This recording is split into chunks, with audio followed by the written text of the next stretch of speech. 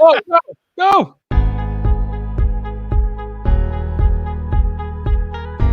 Those are Klingons? Your flaps open. A Tribble. Hauled away as garbage. Tell me, do they still sing songs of the great Tribble hunt? They are detestable creatures. I'm afraid to touch anything. It's all cross-circuited and patched together. I can't make head nor tails of it. Well, we're going to try to make heads or tails of this one. Yes, this is D Space 9 at 9-ish, and I am not Jeff Mader, but I will be your host for tonight as we continue our 3.5-year journey to watch every episode of D Space 9 in order. Now we're up to Season 5, Episode 6, Trials and Tribble-ations, the episode where the D Space 9 crew goes back in time and meets the original crew, James T. Kirk, Spock, and the rest. Cross over that episode, The Trouble with Tribbles. But let's bring in our panel for tonight. I'm Dave Mader. We're joined with Jaemeel Robinson. Hello. Hey, Jaemeel, how are you tonight? I'm doing well. And yourself? I'm doing very well. Excited to talk some Tribbles with you. That's good. The Talking with Tribbles. And then we also got Ashley and Kevin Millard with us tonight. Hello. Hi. Oh, yes. From many podcasts we've done on the original series. I know you're a fan of the original series, and so this should be a good one tonight as we are going to be breaking down this special crossover episode that we have to talk about, Trials and Tribble-ations. So let's get into it. I'm not used to being the host for this one, so I'm all off my game. All right. So this episode is all about temporal investigations showing up to D Space 9 to get the account from Cisco of what's happened. That's how we meet these two agents to start off the episode, Dulmer and Luxley, which was apparently a play on Mulder and Scully. This was a direct X-Files kind of reference. Maybe less than subtle, but they're here to get the goods, the truth. And Cisco's like, "You'll get the truth. I will tell you that you can't handle the truth, but I'm going to tell you." Of course, I'm going to go get that because, son, we live in a world that has. Oh wait, no, that's the long one. You can't handle the truth. Yes, that's right. You're going to get it anyway, Jack Nicholson. Anyway, so they find out that they say, "Why did you take the Defiant back in time, Cisco?" He says, "Accident. Didn't mean to. Whoopsie." The whales. It was for the whales. For the whales. I used that one before. Yeah. It was not on purpose. And he was. They go, "Well, it wasn't a predestination paradox, was it? You weren't meant to go back in time." And he goes, "No." And to which their first response is, James T. Kirk. I keep doing it in the wrong sound. Hold on, Dulmer and Luxley. Here we go. Is that a joke? No. Good. We ate those too. I think you also did that wrong too. I don't know. You guys lead the podcast, and I'll just play sounds. That's what I do here. I play sounds, and Jeff leads the conversation, and he's not here. So where the hell is he? Curling, apparently. Curling his hair, folks. Trust me. We talked about this, right? He did some preconditioner. Don't worry, he's good. He's good. So Luxy and Scully? Dulmer and Luxley. Dulmer. Why Dulmer? Like, because it's Mulder, but like they're switching up the letters. No, Dulmer sounds like Dulmer, honestly. But anyways, so he was asking if it was a predestined paradox, and Cisco said, "No, no, we weren't meant to go back in time." Then they responded. They responded with, "Is that a joke?" No. Good. We ate those too. Okay. I don't have the exact sound, clearly. Okay, how about this? Cisco said, "Not this time." And then they responded. Is that a joke? There you go. Good. We ate those too. There you go. It works. Yes. Yeah. Is this a joke? I love those. Rule of 3: we played this clip 3 times, so 3 we're not going to play it again. times. Yeah, but the whole pretense is that they have to go pick up the orb of time from on Cardassia Prime, because the Cardassians are just going to give this back to Bajor, apparently. Which makes no sense. The Cardassians not able to get it to work? How long have they had it? What have they used it for in that time? Probably nothing good, I would imagine, unless it's like a hot potato or some kind of something you don't want to be in possession of. It was interesting to me that they would even have an orb of time, since the wormhole, the prophets don't really understand time. Right, they're non-linear. So this is the orb of non-linear time, as shown here. But they're like the Cardassians apparently stole a bunch of these. I don't know how many orbs in total there are. There's the orb of wisdom, the orb of prophecy. This is the orb of time. We didn't know that at first, he says, but they picked it up. And so they're taking it back for authentication. They got to make sure it's not a fake. It's a fake. So how did the Klingon know that it was the orb of time? How did Arn Darvin know? Yeah.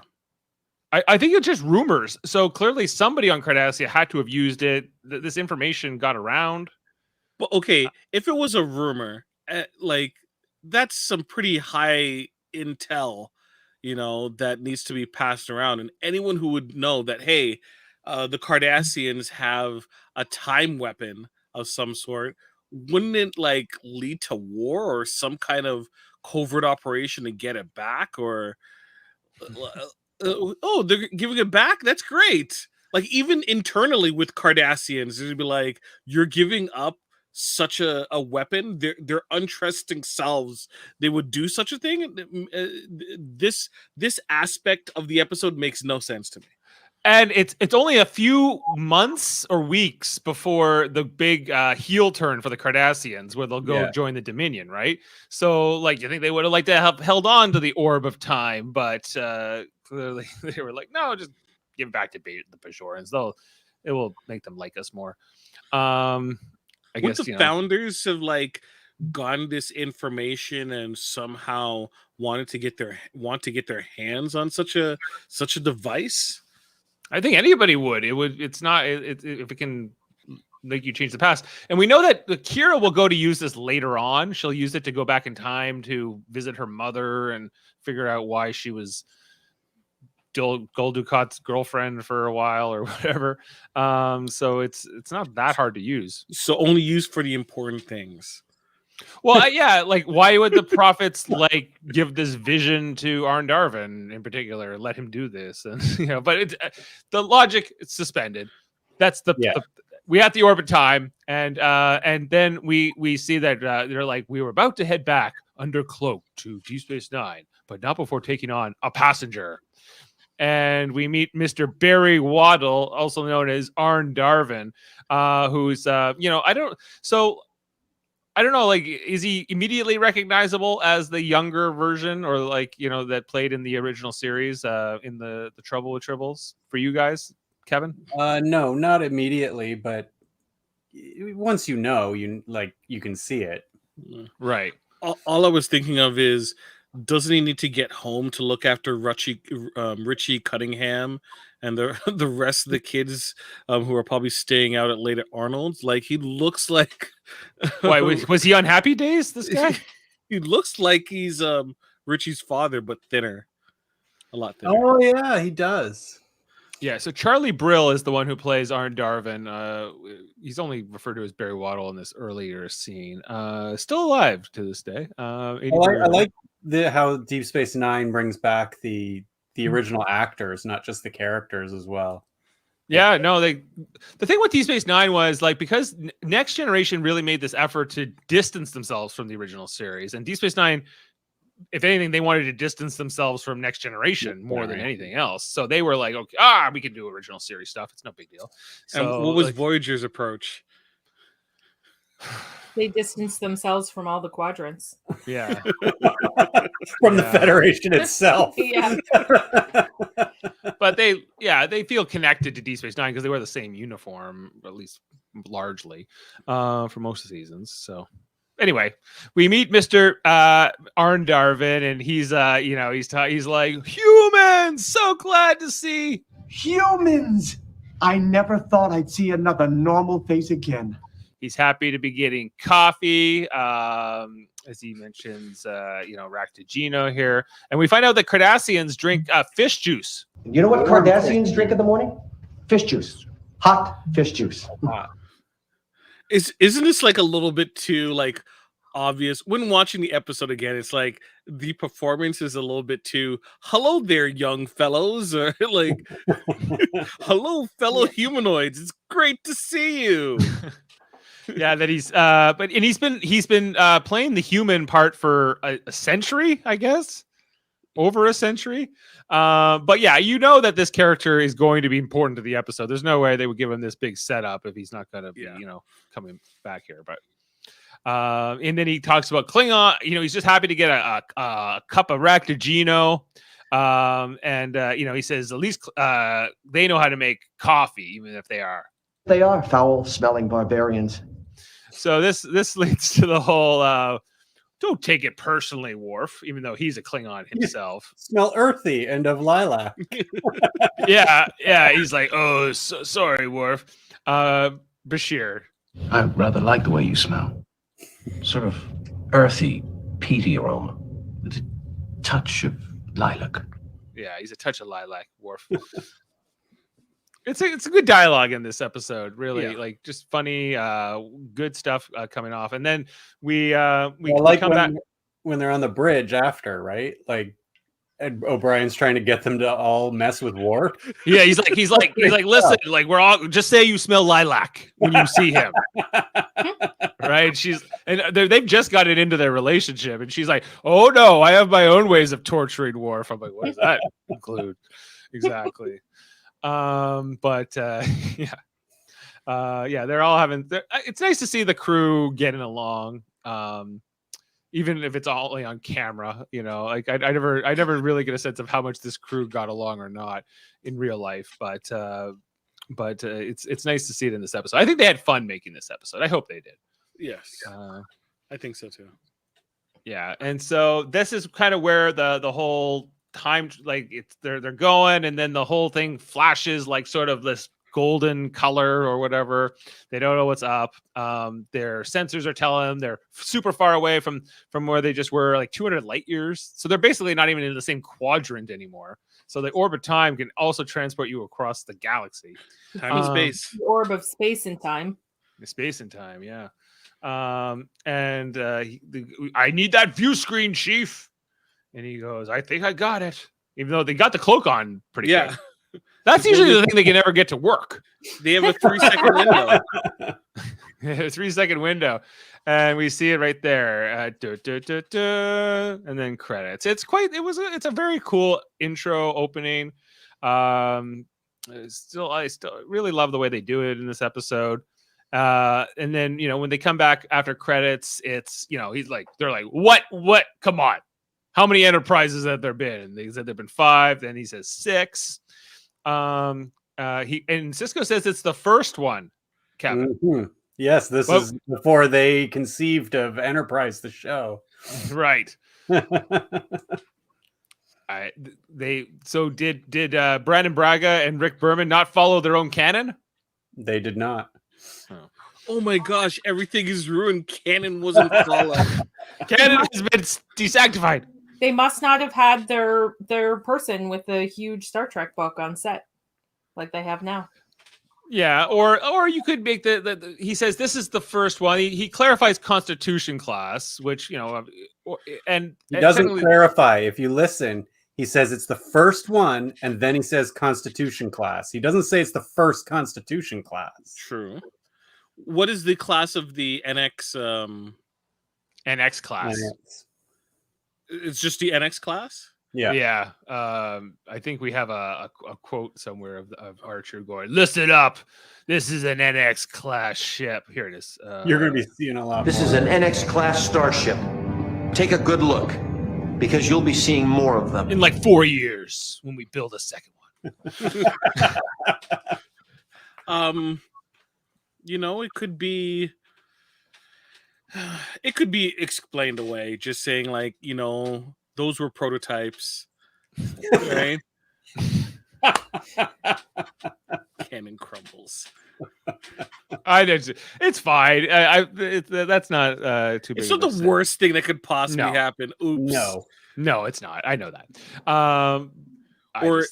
Or people are just going to refer to, like, look, Kirk is a titan among all, right? So, you know, when they mean the first, it could easily mean, you know, the first Enterprise that Kirk, you know, captained. The first one anybody cares about. The first one, these Temporal investigation guys, they don't care what Archer was up to in the Temporal Cold War. So like they're more about Kirk, and like they go his ship. James T. Kirk, the one and only. 17 separate temporal violations, the biggest file on record. Man was a menace. A menace. Kirk was a menace. How many can you count of we were presented? How many of those violations can I think of the 17? Yes. At least 5. There's I think the one where he went. There's a couple times he went back in time by accident, but it still counts. It still counts. Yeah, there was the time he went on a routine mission to go back in time to hang out with Gary Seven for some reason.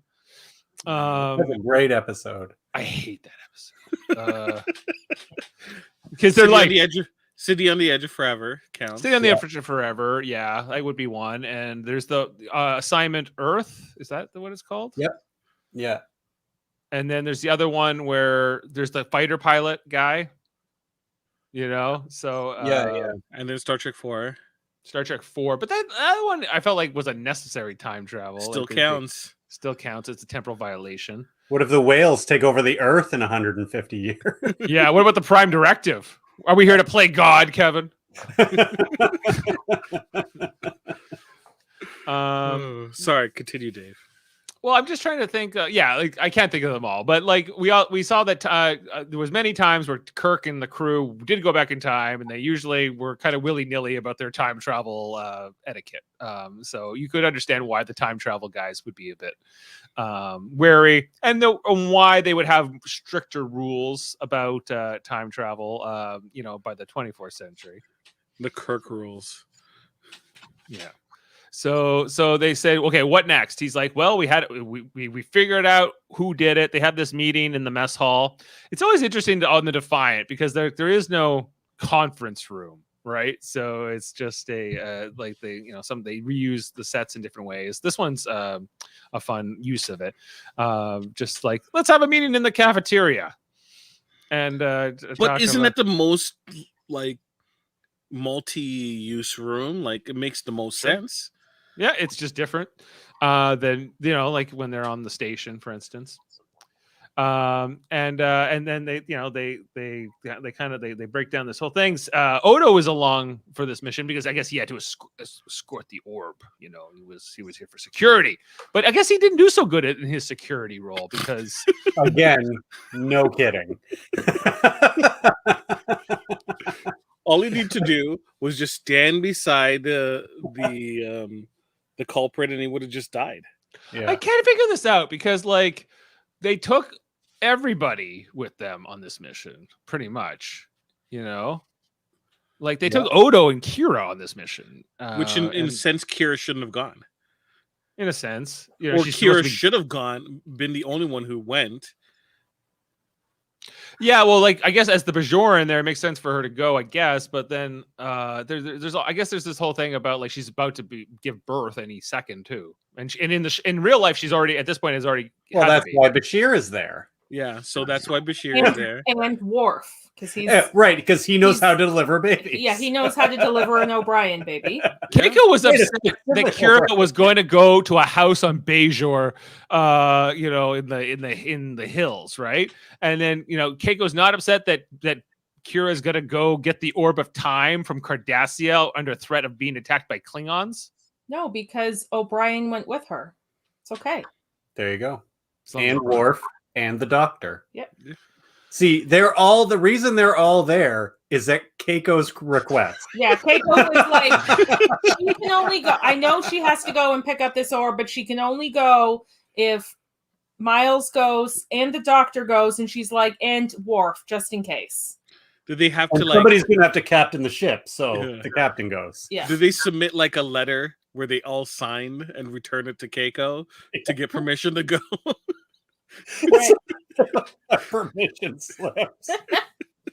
They bring to Keiko. Do it 500 hours, okay? And so they decide after this briefing, like, we think Arden Darvin's here to change time to prevent him. They kind of recount what's going to happen during the trouble with Tribbles. That this guy's Kirk's going to expose him with the Tribble. He's going to be figured out, and then his career. We get this kind of like what happened to him after, which we never knew. Like Klingon intelligence disavows him. Like like the Tom Cruise knock list.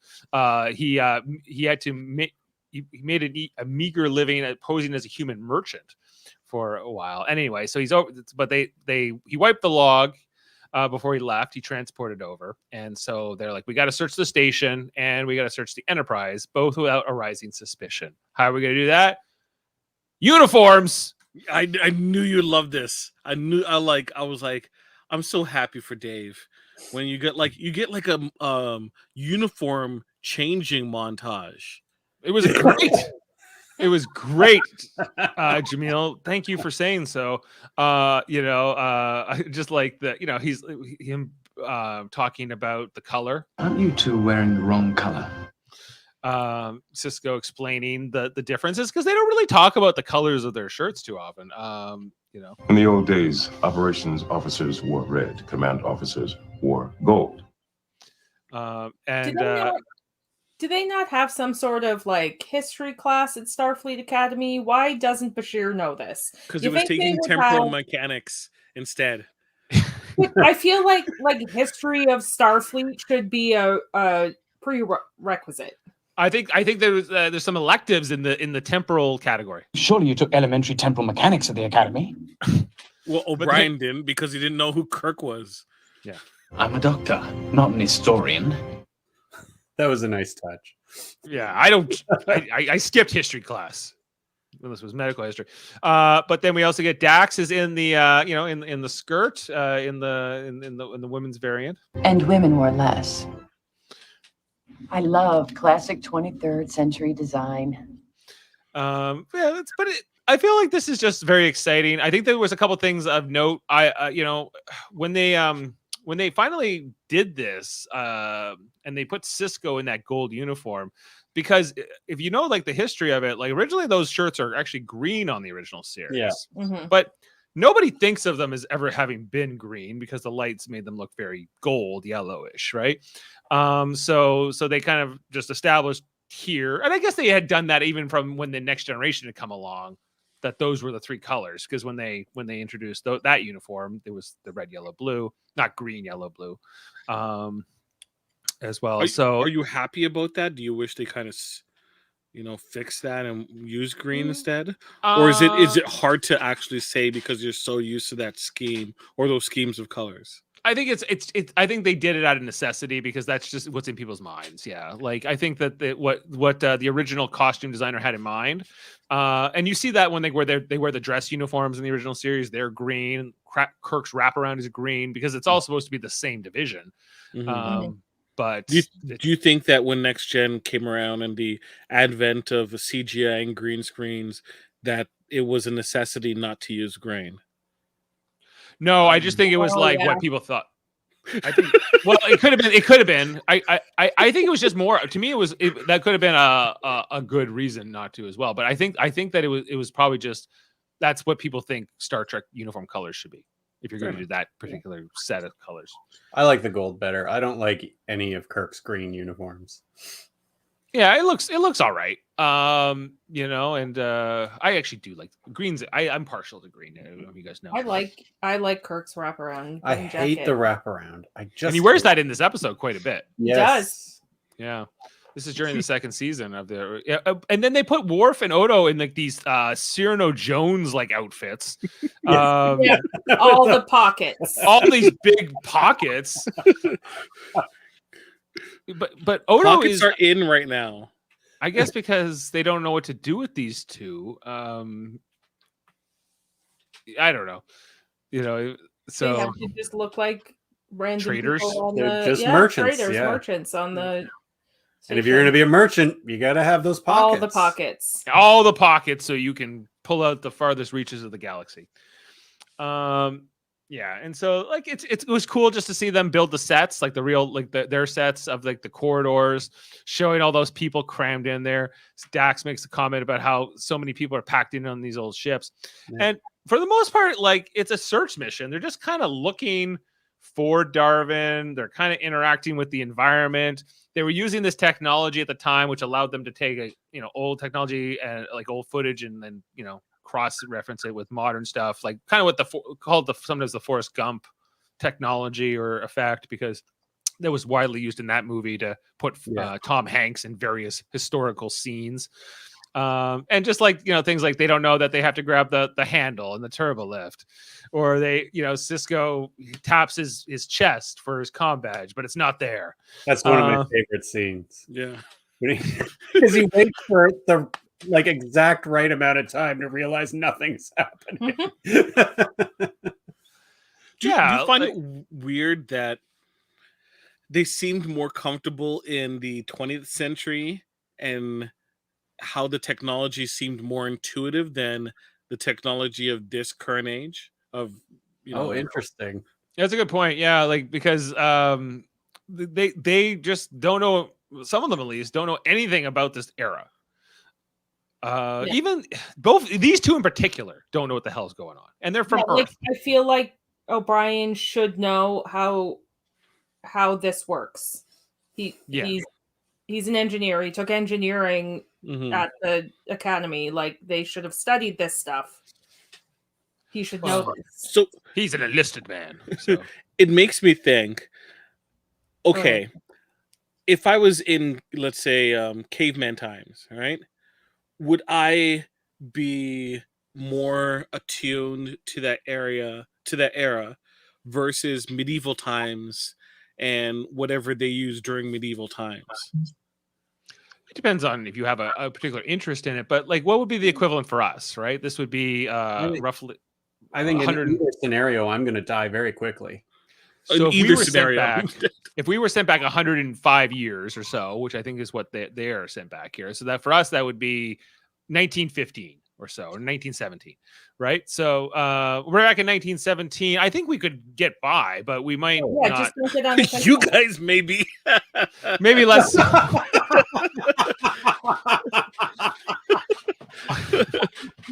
Touche.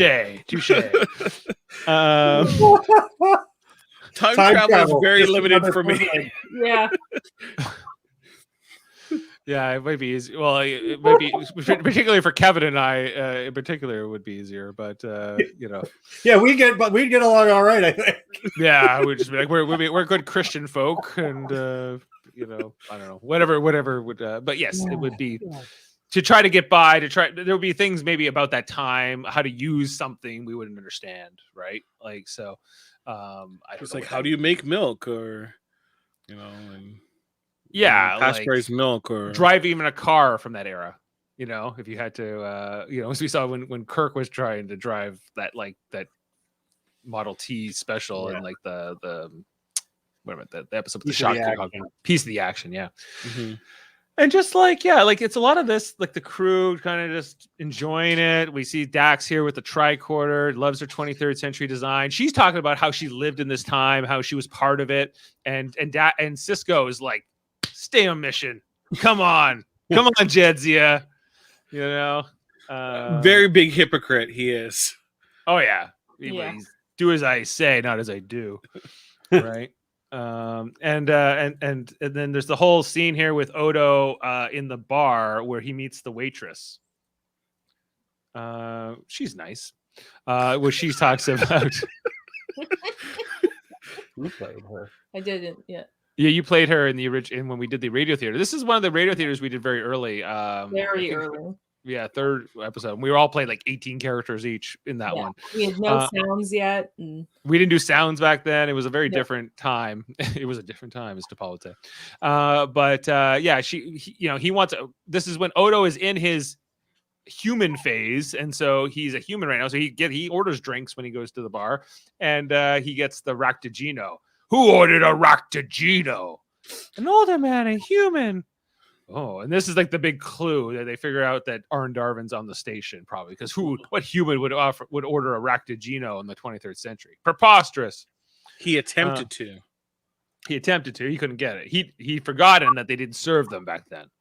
Yes. And this is also where Odo catches a glimpse of Uhura and Chekhov buying the Tribble from Cyrano Jones from the original episode.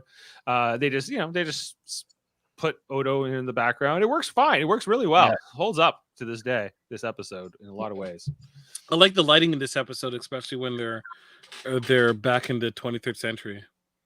Yeah, you really like watching this now, and like especially in high def and things, like you're like, yeah, you believe that these are interacting. It's only like when the sound a little bit sometimes, to me, doesn't hold up as well. Especially when they first, you notice it when they first step into like the ship, that they're grainy like the film, like they it's really good. It's really well done. Mm-hmm. Right. If it was in modern times, it would go from 16:9 to 4:3, and I think that would have been. I always love that effect when you see it kind of, I guess, expand. Go back to that TV mode. Yeah. Like it was just a lot of like good stuff, and the story, like there isn't much of a plot, but there kind of is. Like there's enough. It's just enough for these characters sort of be fish out of water for the episode, to be in this environment and just sort of have this joy. And I think they did it as like a tribute for the 30th anniversary of Star Trek, because this was right around the time they were celebrating that. I think on Voyager's side they had done the one with the Sulu crossover with the Tuvok episode. And then back on the Enterprise, we have O'Brien and Bashir here, who are, they're still searching over there. And Bashir says, "Hey, we're supposed to be working here. Like, you're supposed to look like you fit in here." He's like, I'm afraid to touch anything. I'm afraid to touch anything. It's all cross-circuited and patched together. I can't make head nor tails of it. Yeah. He's like, well, then he's like, my tricorder can only go so far. He says, "Hey, make sure not to increase the scanning range." He goes, "Yeah, I know. I was listening." I was listening during the mission briefing. But were you? Because you didn't know how to work that turbo lift. Was that not in the mission briefing? Guess not. I guess not. Anyway, so that's kind of interesting to see, like that O'Brien completely would not be able to like just jump into this time. Apparently, we meet this other guy. He's like, "Scotty told me to do this." Who are you guys? And then he's questioning why do you need a doctor to fix a power relay? And he goes, "You don't. I'm doing a study on workplace stress." And then they start getting into it. O'Brien pulls out the translator and takes out all the lights to the entire deck. So he plays that well. I like, you just take out this translator and put it right back where it was. Yeah, he's like, "I hope you feel better, man. It's okay." So it's a cool scene. They got to bring like a modern actor. A couple aside. There's also the woman in the turbo lift who was flirting with Bashir, who may or may not be his grandmother. Dream roles, like really, like just imagine like two birds. You could be on DS9 and also be in the original series episode. Yeah, right. Crazy. And it's only those two actors, really. I guess like, and Arn Darvin, Charlie Brill got to come back and be and part the of this. waitress.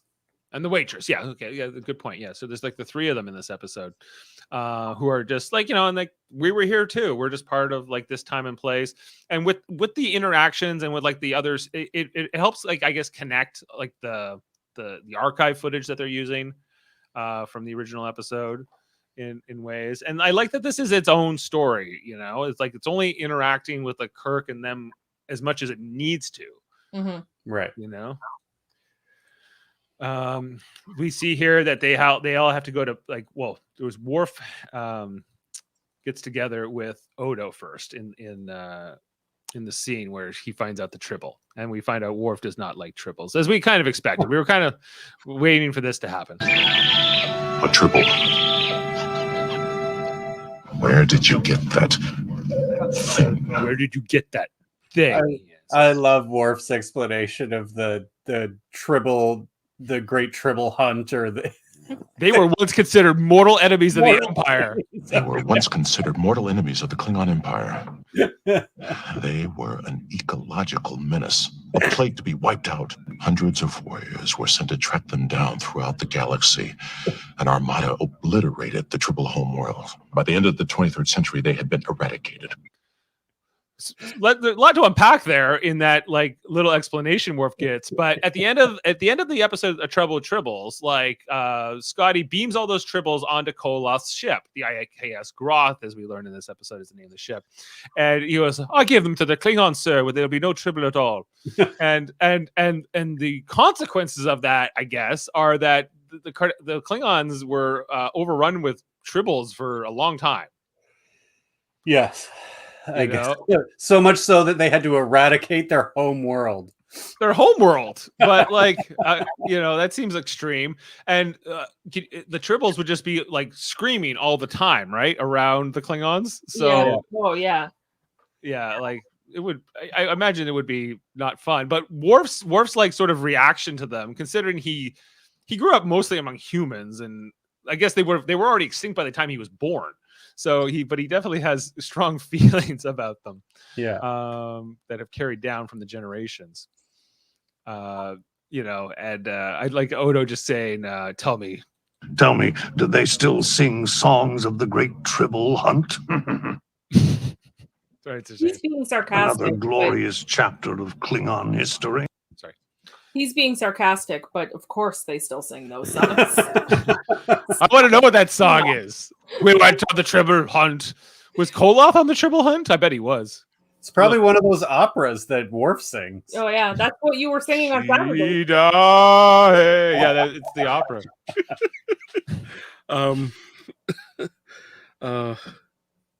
I forgot what I was saying. That was so funny. Sorry. Yeah, just Worf. It is like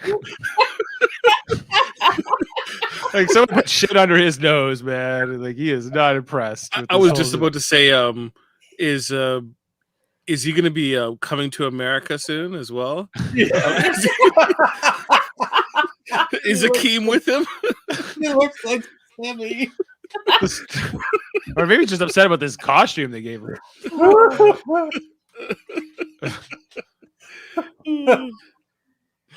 Oh man. Anyway, so this is when the Klingons there's a red alert that comes right at this moment, and Sisko and Dax decide to call over to the Defiant to figure out why is there a red alert. We know that this is when the Klingons showed up in the trouble with Tribbles, and so we get this information. A Klingon battlecruisers come in. They haven't launched weapons, and Dax asks, "Can you identify the Klingon ship?" It's identified as the IKS Groth, and that's Koloth's ship. Which Sisko's like, "Oh my god, you mean Curzon's old friend?" Which I wish I had more ready to go. Curzon's old friend? There he is. And so she's like, "Well, come on, we can go over there. I'd love to see Koloth in his prime." And he goes, "Nope, I'm sending Bashir and O'Brien instead." So cool. He's a buzzkill, this Sisko. And she says it would have been fun. Would have been fun. Too much fun. Too much fun. Fun. I love the way he says it. Yeah. Too much fun. Yeah, and I feel almost like, I guess, a little bit bad for Nana in this episode, because you kind of wish that, like, you know, Kira could have come along on this mission too, but she's kind of relegated to defiant duty for this episode. But would she even care or appreciate it? No, she doesn't know who Kirk is or anything. That's established in the Mirror episode. All right, never mind. So that would be the worst thing for her to come on, because let's say she bumps into Kirk and she's like, "Who are you?" Right? It's like alarm bells. Kirk hits on her and she just beats the shit out of him. Yeah. Yeah, I know. I guess so.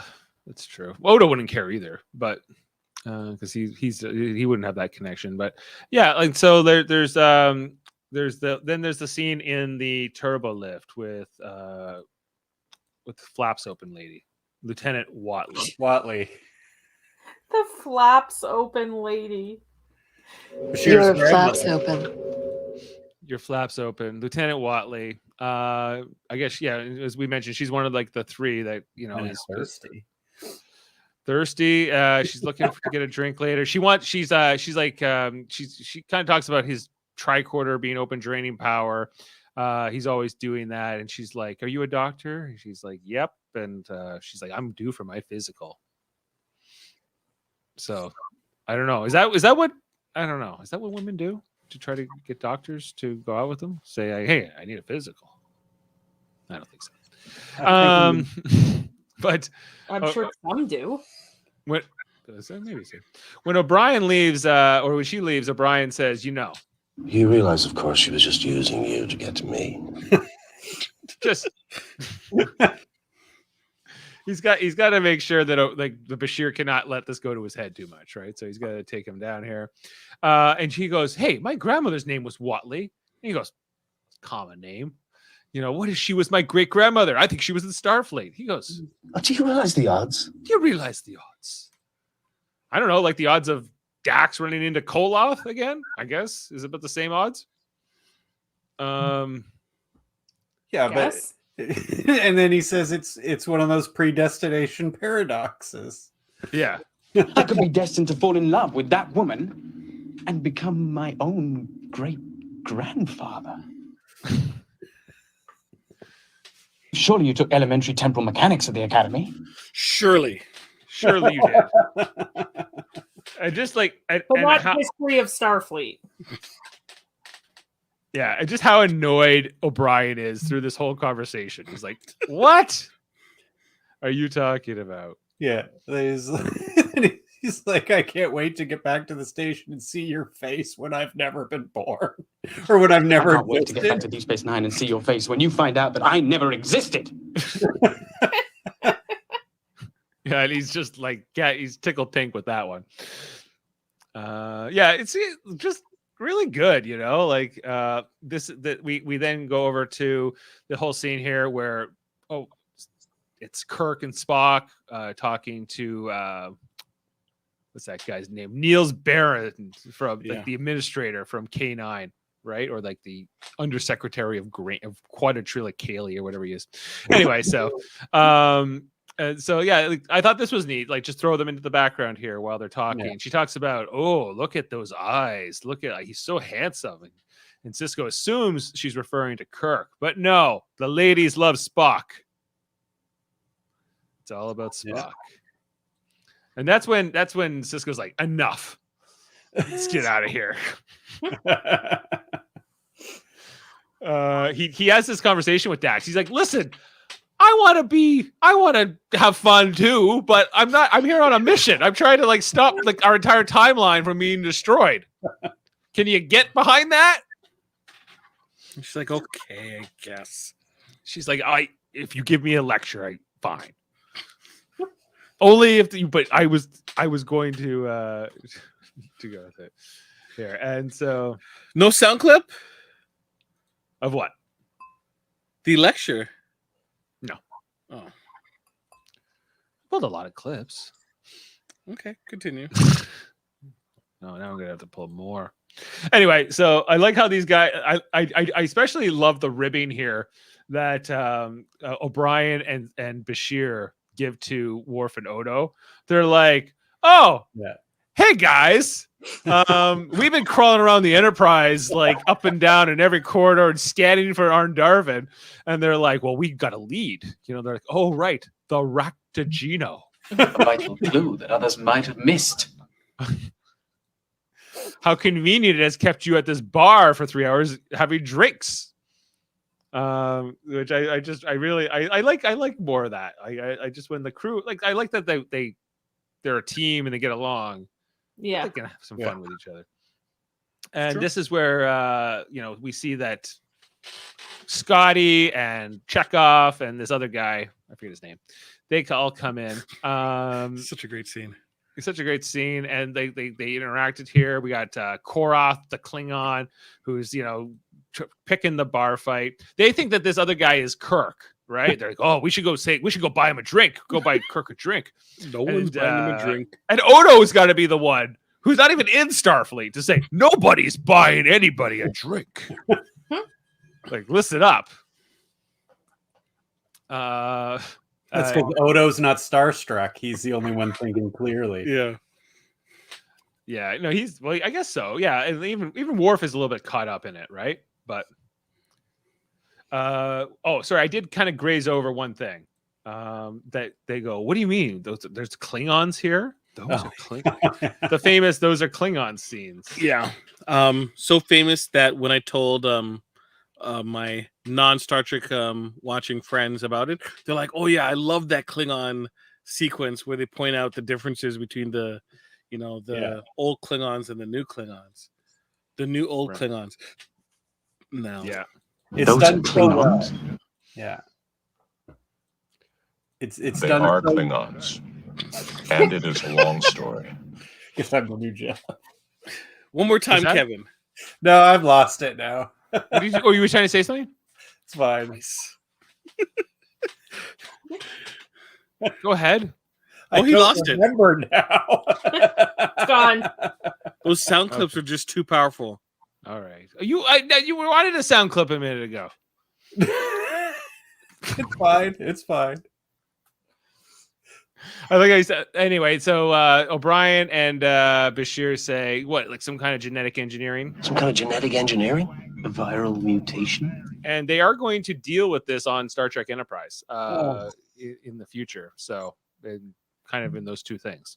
So they will be explained for better or worse. But I like this solution. It's so elegant. It's yes, we acknowledge that it's different, and no, we're not going to tell you why. Yeah. So I think when we get to that in the Enterprise Rewatch podcast, like that will be a few years from now.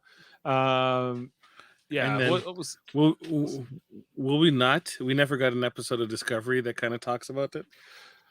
No, Discovery never acknowledged why their Klingons were so drastically different.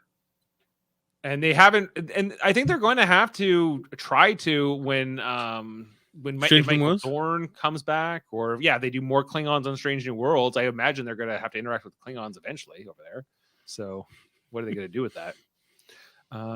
I'm fine if they were to just retcon everything they did in those early Discovery seasons out and not try to bring that back, or just redo the entire first 3 seasons. Okay, Dave.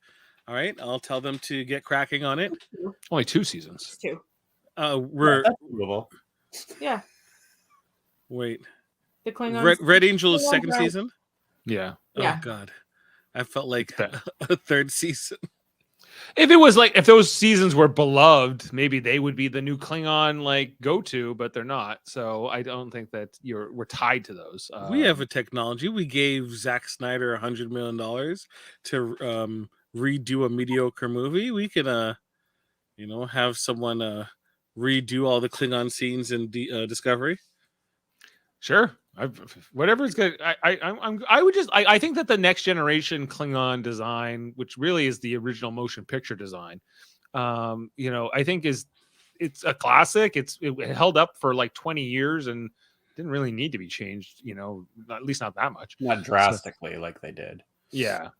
So anyway, but they deal with it and they move on, and then we get this whole bar fight, which is in the original episode too, but now we see that Worf and the guys, they're all taking part in it as well. And Odo's like, what are you doing? why are we participating in this fight? Because we even see that not even all the Starfleet officers participate in the fight who are in the bar. No. Right? You know, a lot of them just go, whatever, I'm not in this fight. Like, but a lot of them do. And so all like Worf and Bashir and O'Brien all feel compelled to participate in this, maybe just having some fun. And Mulder and Scully here are not impressed. You know, he says he references the temporal prime directive as well. Regulation 157, Section 3, Paragraph 18. Starfleet officers shall take all necessary precautions to minimize any participation in historical events. So, Dave, before you take his picture down, isn't he Lisa's teacher that she loves so much? No, that was Dustin Hoffman. No, doesn't he look like Lisa's teacher that she loves so much? This was it a substitute teacher? He's not yellow. But aside from that, the lack of imagination. I guess so. Yeah, Dustin. But wasn't that Dustin Hoffman who did that voice? He didn't look like yes, Dustin Hoffman did the voice. He does not like the character did not look like Dustin Hoffman. He looked closer to him. Okay, I'll go along with you on this and say sure, he does. He looks just like him. You'd never done improv, I bet, before. I'm not good at it. Let's say. I wasn't even supposed to be hosting tonight, Jaemeel. I was only supposed to be saying a few things. Number one rule: yes, and yes, and that's the rule. And we're moving on. We get the whole scene here, where which is in the original episode 2, but in this case, O'Brien and Bashir get put into the lineup here, getting grilled by Kirk. Who threw the first punch? I want to know. And the guy that was like they thought was Kirk, he's standing actually where O'Brien was, but now the timeline has been changed. That guy didn't get pulled in, or at least he's not in this particular lineup. Yeah. But anyway, so they give the line to Cole Meany instead. He's like, I lied to Captain Kirk. I lied to Captain Kirk. I wish Keiko could have been here to see it. Wish Keiko could have seen it. Well, I'm sure it'll be in his report to Keiko. His book report. His trip report. I went to the Enterprise. Like, oh my God, Keiko! Why did I tell Keiko what I did? And she'd be like, Captain Kirk is who's that? But I like that scene in the lineup because, like you said, they only interact just enough, and it makes that scene a little more special, right? Yes. Yeah, it's very brief, and he's like, "Who's this?" I guess like you can have that anonymity, like there are people on the ship the captain clearly doesn't know, right? So which is neat. And then we see that the Enterprise is getting overwhelmed by tribbles. This is becoming a thing, so we're seeing that part of the episode start to catch up. Most of the humans are down for it. They then capture Mr. Arn Darvin, Worf and Odo. That chasing down the Raktajino did work because we saw at the end of the fight that Arn Darvin was there. He kind of peeks his head in, and then Worf and Odo go after him after this. So they don't even get arrested in that bar fight. They just ran after Darvin, captured him, and he says that I picture myself with Kirk's hand. Because he talks about how he's going to get a statue in the Hall of Warriors, how he's going to change history, and his life is going to be different now in the new timeline where Kirk died. Why is he revealing his entire plan? Well, I guess because he says that there's no way that they can stop him, right? Like he's already done what he's going to do. He even tells them, "I put a bomb in a tribble." He doesn't even have to tell them that. Unless he wants to be stopped, unless there's some part of him that really doesn't want to actually go through with this. Yeah, I don't think so. I think he really wants to go through it. He's come this far. It's not like he's going to be like, I guess not. But he's just like a bad guy, a bad villain, and he just tells everyone his whole plan. Yeah, he couldn't help but brag. Yeah. Anyway, so this is where we're gonna have to search. There's the whole scene where Dax is on the bridge trying, because they're like, if we use the internal scanners, we can, figure out if there's any explosives on the Enterprise in a matter of seconds. Kirk may or may not have blown himself up. There he is in his nice green variant, which Ashley doesn't like. Kevin doesn't like it. I like it. Oh, okay. I got confused. Who didn't like it? I like it, but it's all right. Anyway, so like just more like of this kind of stuff. In the whole scene where Dax says she banged McCoy in her previous life, her previous host, when she was Emily Dax, the gymnast. This is the one that Lita was when she had her Jintara. Yeah. Right? Hands of a surgeon. Hands of a surgeon. I didn't pull that as close. And Cisco is unimpressed. He's like, Jesus, Dax. Like all versions of Dax. Maybe not Tobin, but the rest of them, yeah, they got around. So we see that the Tribble is in the grain. It's not on the Enterprise. It's going to be in that storage compartment that Kirk's going to be opening up later in the episode. They're trying to search for it as fast as they can. I don't know. Like I guess, and it's ultimately Cisco who finds it. Cisco and Dax find it. They kind of realize most of them are dead because the grain's been poisoned, which is the plot of what I really like about this scene is after Kirk opens the grain thing and it's coming down, and in the original episode, every now and then just one Tribble comes down and hits him on the head, and I love that they tied that into them throwing it away as they're scanning it. That's what that one Tribble coming down on his head is. Oh yeah, that's great. You're like, why are there Tribbles coming out of there? But that would have happened in any event. But because the original episode is the original timeline, right? And then this is like kind of a slightly changed version of what happened. So it'd be kind of neat to have like a version of the Trouble with Tribbles that does have like Cisco and them in the background. But not like in any significant way, right? We just see them. They should redo the episode. That'd be great. If you guys could do that, Paramount, CBS, Viacom, that would be excellent. I thought they should have brought Kirk back or Shatner back to do some scenes. That would have been neat. He gets the girdle, you just see it's like ratchets.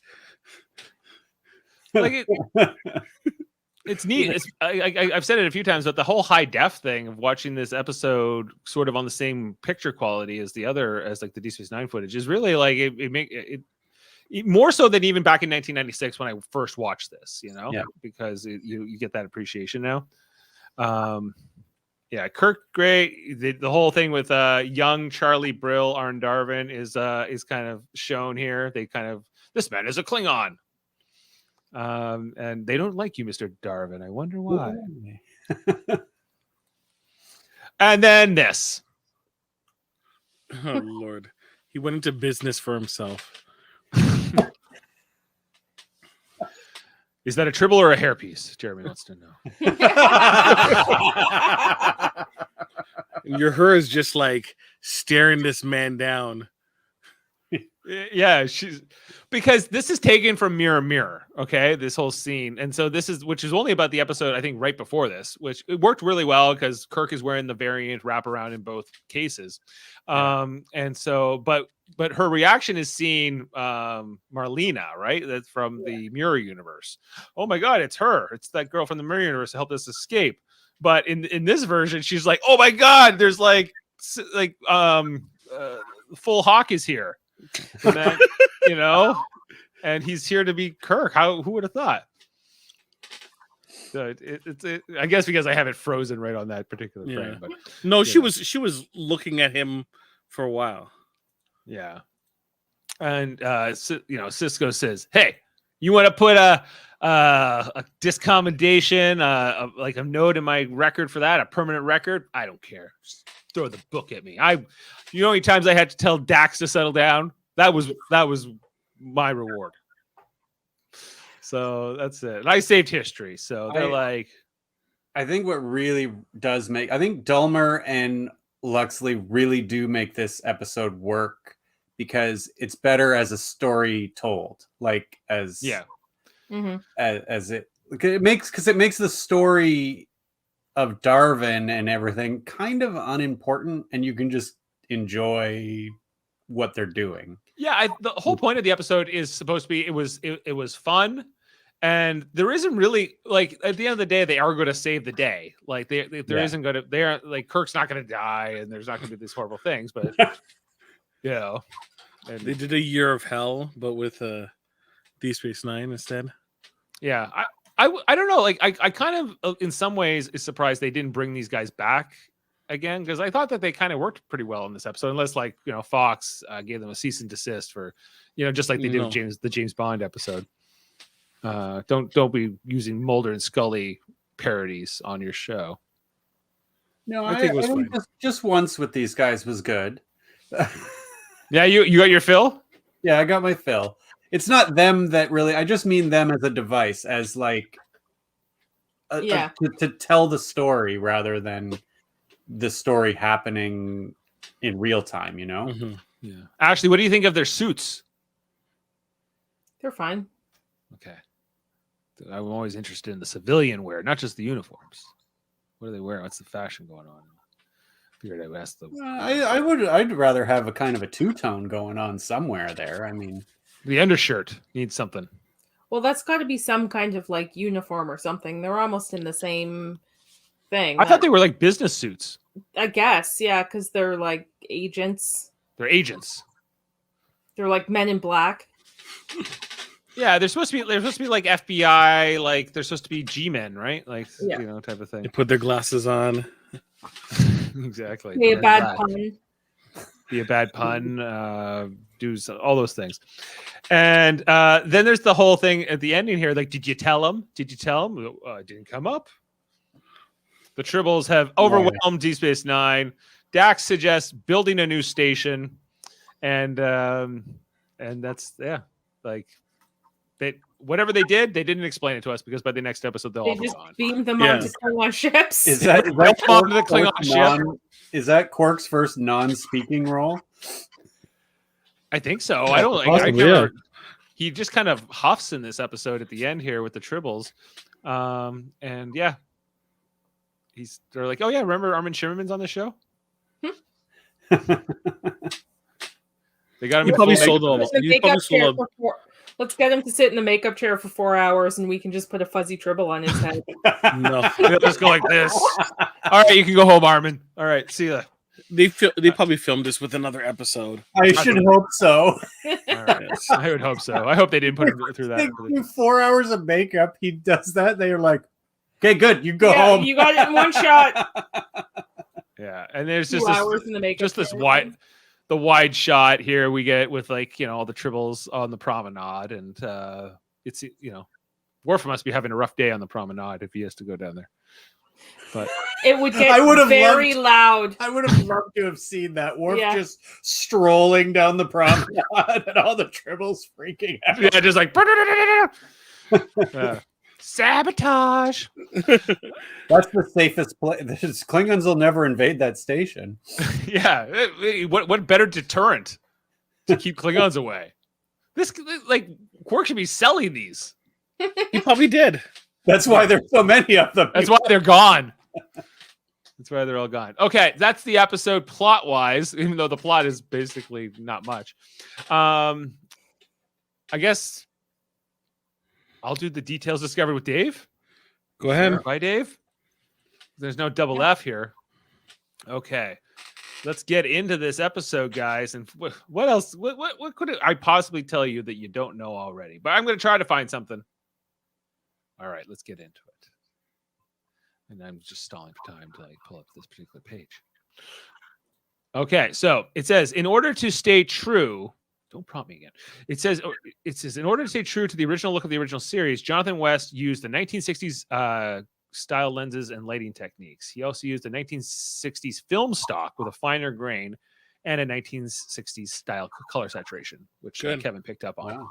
Yeah.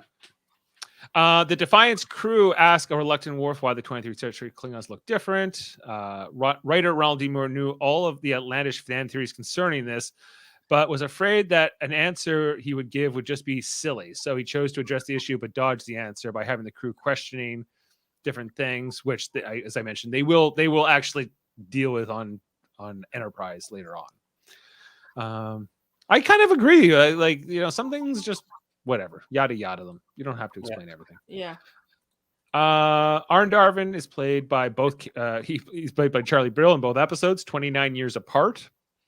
Avery Brooks and Terry Farrell were not allowed to see the recreated Star Trek Enterprise set until the filming of their characters' arrival onto the ship. This was done so that their surprise would be authentic when they walked out of that turbo lift. So that's cool. That is cool. Yeah. In the K7 bar, O'Brien is convinced that Lieutenant Freeman is Captain Kirk. Lieutenant Freeman was played by actor and stuntman Paul Baxley, who was frequently his stunt double, Shatner's stunt double. So that's interesting. The set of the original Enterprise was recreated in detail, except for the orange grading often seen in the engineering areas. Apparently, the company that made it had discontinued its production. They couldn't get that orange, that honeycomb, look to it. Huh. And they said, no engineering scene. I'm just trying to find a few good ones here. At the time it was made, Ira Stephen Bear commented that this was probably the most expensive hour of episodic TV ever produced. The cost included the recreation of the original sets, new costumes and props, new special effects, shots, and residual payments to anybody who was in the original episode. Wow. So, yeah, and the writers, I would imagine, too. When Chief O'Brien and Dr. Bashir are confronted by a member of the Enterprise engineering staff, an open panel shows a conduit that says GNDN 435 stenciled in on it. GNDN is an acronym that stands for goes nowhere and does nothing. That's why he couldn't make heads or tails of it. All right. Dax recognizes Koloth. Curzon's friendship with Koloth was established in the episode Blood Oath. We know that. It would have been nice to have a scene with Koloth. Like, not interacting with him, but to show a scene where he was in. Because he was in the original, or not in the original, in Deep Space Nine before this, right? Right. This is one of the only 2 times in the series in which Dax is seen without her trill spots. In this one, Dax uses a device to remove her trill spots to look human so she can blend in among the Enterprise crew. And the other crew, Deep Space Nine, Far Beyond the Stars, that's the only other time she appears as a human, is in Far Beyond the Stars, like without her spots. To simulate the round bubbles of the 23rd century Klingon belt buckles, the wardrobe department painted large pieces of bubble wrap. Did they? All right. This was the first episode of Star Trek franchise to feature scenes set in the 23rd century since Star Trek the animated series 22 years earlier. So like that's a good point. Like they hadn't really done anything with this era. They were more likely to go back to Wrath of Khan kind of esque times with their flashbacks, but never with this kind of uniform or look up until then. So from 87 to 96 since the Next Generation had come along. Dax makes the same projection as Spock verbatim as to how the Tribble numbers will evolve. Like whatever he says, she says. Like, you know the one I mean. She finally does some sciencing. I'm like show how smart she is. Do more. Hidden 47 reference. Oh God. When asked when his arrival date to the Enterprise was, Cisco responded, Stardate 4523.7. The leading 4 and the closing 7 are 47 references. Ooh. I was like, that's not 47. I was like, oh, but it is. If you know how numbers work. He's finally figured out how numbers work. It's because he's sitting in the big chair. That's right. Okay, and what else? Is there anything else I can tell you? Now I have to tell you something else. The original Enterprise set had horizontal beams in the hallways with swirling patterns on it. Since all the old sets of Enterprise have been destroyed, art director Michael Okuda tried to contact the original company that made the beams in order to obtain more, but they had since gone out of business. Okuda then solved the problem by replacing the beams with long screens that displayed animations of the swirling pattern. Oh. There you go. Cool. That Michael Okuda, what a guy. All right, and that's all the fun facts. I'm the double F or whatever the heck it is. Dax was a science officer. I know, Jeremy. She wears the blue uniform, but she rarely does any sciencing. Okay, let's get into our ratings. Oh my god, I don't even have the rating sheet. Oh, Jeff, where's Jeff? Come on, man. Hold it together, Dave. It's almost over. Come on. I don't host this one. See, there wasn't enough sound clips, okay? The sound clips keep my attention. I got sound clips. Regulation 157. No, we heard that one already. We need a different one. You can't just dismiss this. I can try. See, I feel better already. It's the lifeblood. It is the lifeblood. All right, ratings, trials and tribble-ations, the episode. Okay. You want to start us off, Kevin? 10. All right. Ashley? 10. Jaemeel? 9.2. I will also be going 10. So, and the IMDb is where? 9.4. And just to quickly, I normally fill in these details. Jonathan West was the director. The story by Ira Stephen Bear and Richard Hans Beimler, Robert Hewitt Wolf, and Ronald D. Moore and Ronald D. Renee Moore, Echevarria were the screenwriters. Yeah. And this aired November 4th, 1996. And 2373/2268. And I don't know if it's, I guess it's a Cisco episode, if it's anybody's. Really? Oh, whose is it? Ensemble? Ensemble, yeah. I would say ensemble. It's definitely a Quark episode. Not a Quarks episode. But I guess because like so much of the narration comes from Cisco, I guess I'm thinking of it like his episode, but anyway, so that's Trials and Tribble-ations, a 9.8 rating, and you can see that our season 5 overall aggregate is quite high, now at 9.0 average. Now that's only with 6 episodes in compared to like the 25 episodes in each of the other previous seasons, but a steady improvement. Very true. Very true. Right? Dave, what do we? Yes, Jaemeel. What do we have on tap for the rest of the week?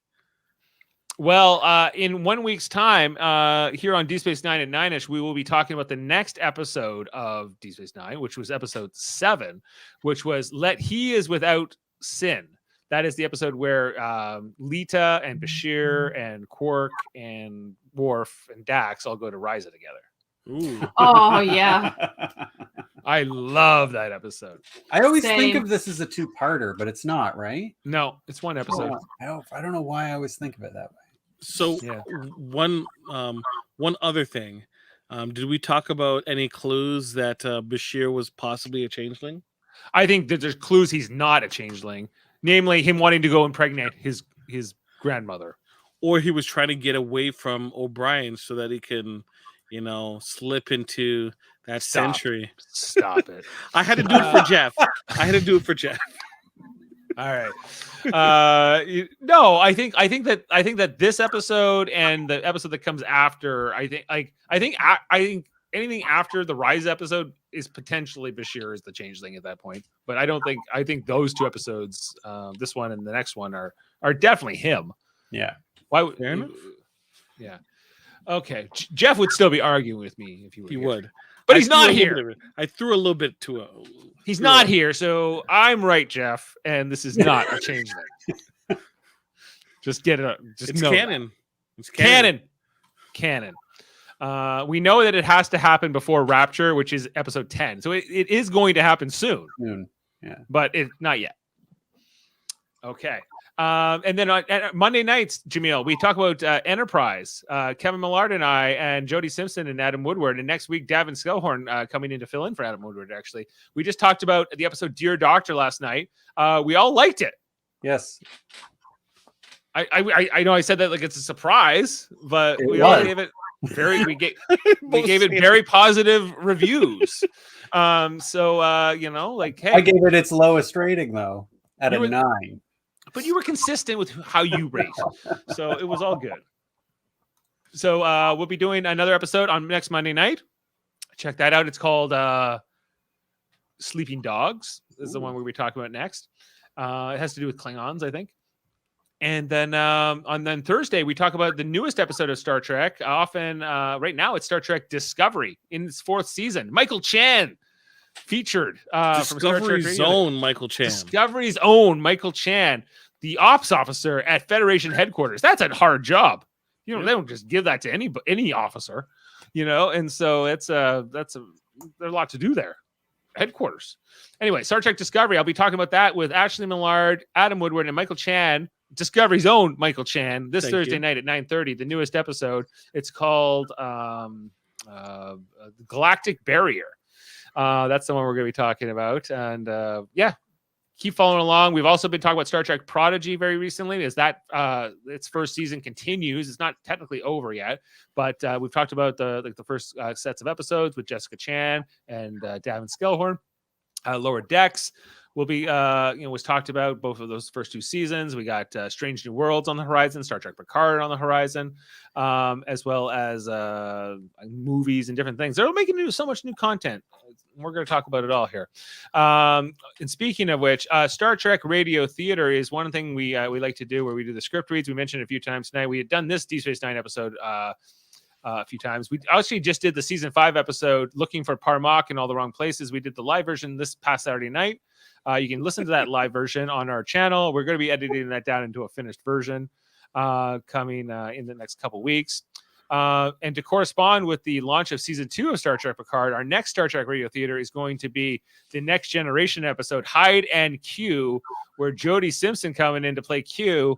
I'll be Picard, and Steve Shives coming over. He's got his own YouTube channel, self-titled, to play Riker once again, as he had played him in Samaritan Snare and our second season of Radio Theater. Discovery's own Michael Chan playing Data. And a whole crew here. We got Ashley and Kevin as well, and Jeff, he's not curling. I hope Jane takes some cues from my previous Beverly Crusher performance. Yes, I like, there was your Crusher and then my Crusher. Yes. And now there is like I thought like I have there was kind of like Kevin's O'Brien, and then I have my own take on O'Brien, and now there's the Mod O'Brien. Yeah, the Mod O'Brien. Oh my god. Oh my Amazing. god. It was it's not from any particular place on Earth. It's from everywhere on Earth at once. So and maybe other Strange New Worlds. So check that out. Check out our next Radio Theater. That's gonna be on Saturday, March 5th, 9:30 p.m. We'll be doing that live read of Hide and Q, the first season episode of Next Generation. Super Mater Brothers Podcasting is our channel where we talk about reality shows and different content that's not related to Star Trek movies and TV. Tomorrow night, Jaemeel and I and Jeff, if he's awake, we'll be talking about Big Brother Celebrity Big Brother 3 finale, as we're going to find out who wins that season. We put it to bed, and the true winners are all of you who are listening to the podcast, and none of us who are watching the show. Yes. Well, we're gonna find out. Big celebrities, big strategies, different things. Stuff Final happens. Stuff happens. Yes. It's a final 3 vote. Chris Kattan will not be voting in the jury. Yep. Anyway, But he will be appearing, supposedly. He will be appearing. That's what I keep on hearing. Okay. Night at the Roxbury appearance. And then check out this Sunday on Trivial Debates, our next edition with Jeff Mater hosting. We got Jaemeel Robinson competing against Jody Simpson. Will he have the omnipotent powers of the Q? Who's to say? Will Max Duda spill beers over everybody? Who's to say? So we got some great topics coming up. including what I think my most anticipated question of this is the sports question, which is which sports team has the most pathetic fan base. So Yes. I'm curious. I to have see not what you- submitted my answers yet. All right. Well, the answer would, if you want to win Jeff's heart, just say the Habs.